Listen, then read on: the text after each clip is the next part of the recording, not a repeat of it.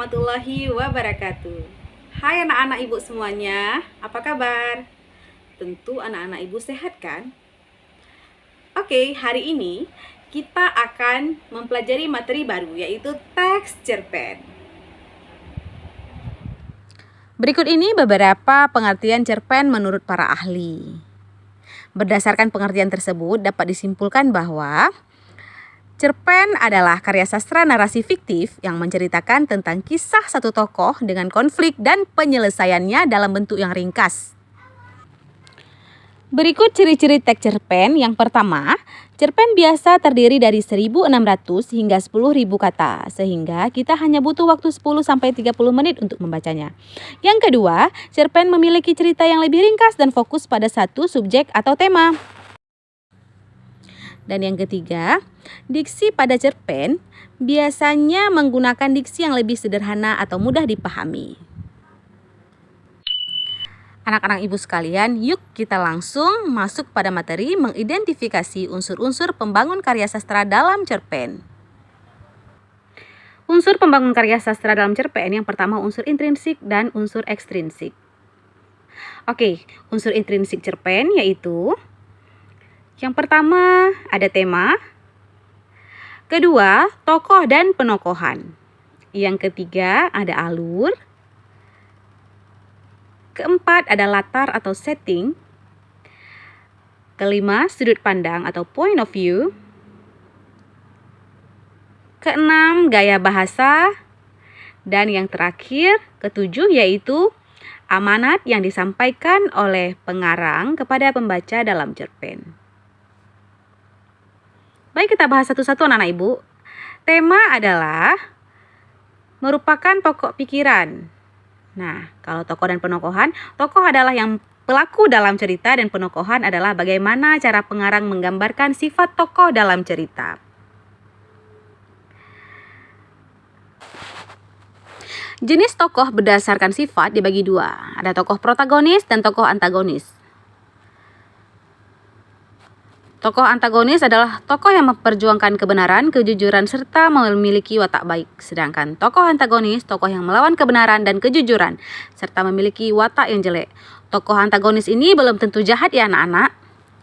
Selanjutnya, ada penokohan, yaitu cara pengarang menggambarkan watak tokoh. Yang pertama, ada secara analitik, dan yang kedua, secara dramatik. Nah, cara analitik itu adalah cara penggambaran tokoh secara langsung dan tidak berbelit-belit, yaitu pengarang langsung menyebutkan watak atau karakter tokohnya. Sedangkan cara dramatik itu cara pengarang menggambarkan tokoh secara tidak langsung, misal dari dialog antar tokoh, tanggapan tokoh lain, atau tingkah laku tokoh itu sendiri. Atau bisa jadi juga dari pikiran tokoh. Nah, bagaimana anak-anak ibu? Oke, selanjutnya kita lanjut pada bagian ketiga yaitu alur atau plot, yaitu jalan cerita. Alur ini dibagi menjadi tiga anak-anak ibu. Ada alur maju atau disebut dengan progresif, ada alur mundur yaitu regresif, dan alur campuran yaitu campuran antara alur maju dan alur mundur. Nah, selanjutnya pada poin nomor 4 yaitu ada latar atau setting. Latar ini anak-anak ibu semua berisi waktu, tempat, dan suasana. Nah, latar tempat itu lokasi terjadinya peristiwa yang diceritakan. Sedangkan waktu kapan cerita itu diceritakan. Sedangkan suasana bagaimana suasana pada cerita yang saat diceritakan.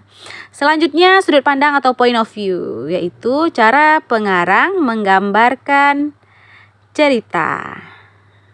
Nah, yang pertama ada sudut pandang orang pertama pelaku utama, itu biasanya menggunakan kata aku dan tokoh aku itu menjadi pusat cerita. Yang kedua ada orang pertama pelaku sampingan, biasanya menggunakan kata ganti aku, tetapi sebenarnya mengisahkan orang lain sebagai pelaku utama. Jadi tokoh aku ini menceritakan orang lain. Dan yang ketiga, orang ketiga serba tahu, biasa menggunakan kata ganti dia, ia, mereka, dan nama orang. Pengarang mengetahui semua yang dilakukan atau yang dipikirkan oleh tokoh. Dan yang terakhir, orang ketiga pengamat. Selanjutnya yang keenam ada gaya bahasa, yaitu teknik yang sengaja dipilih pengarang untuk mengemukakan gagasan ceritanya. Gaya bahasa terdiri dari majas perbandingan. Anak-anak ibu bisa lihat sendiri apa-apa saja yang termasuk ke dalam majas perbandingan. Ya, yang kedua ada majas penegasan. Yang ketiga majas sindiran. Dan yang keempat ada majas pertentangan. Selanjutnya poin yang ketujuh yaitu amanat. Amanat merupakan ajaran moral atau pesan yang hendak disampaikan pengarang kepada pembaca melalui karyanya. Amanat ini dapat disampaikan secara tersurat maupun tersirat dalam sebuah karya sastra.